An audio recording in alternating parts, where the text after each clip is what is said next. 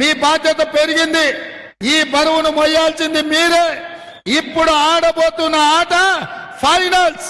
ఈ ఫైనల్స్ లో గుజరాత్ నుంచి వచ్చిన మోడీ, అమిత్ షాను ఈ ఫైనల్స్ లో మనం ఢీ కొట్టబోతున్నాం.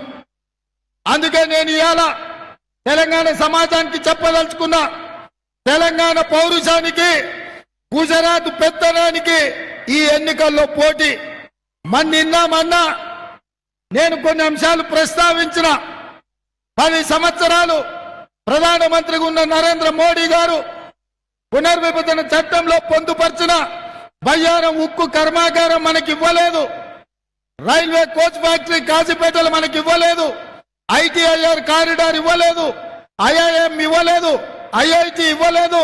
గిరిజన యూనివర్సిటీ తిట్టంగా కొట్టినంత పనిచేస్తే మన ప్రభుత్వం వచ్చినాక ఇచ్చారు. ఇదే కాదు, పాలమూరు రంగారెడ్డి ఎత్తిపోతల పథకానికి జాతీయ హోదా ఇవ్వలేదు. ఇక్కడ మీకు పెట్టిన పరిశ్రమల్ని ఆయన ప్రారంభించలేదు.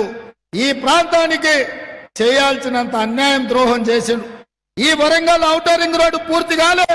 ఈ వరంగల్ కు ఎయిర్పోర్ట్ రావాల్సి ఉంటే కేంద్ర ప్రభుత్వం అడ్డుకొని వరంగల్లో నిర్మించాల్సిన ఎయిర్పోర్ట్ కూడా ఇవాళ అడ్డుకున్నాడు నరేంద్ర మోడీ గారు, అమిత్ షా గారు, భారతీయ జనతా పార్టీ.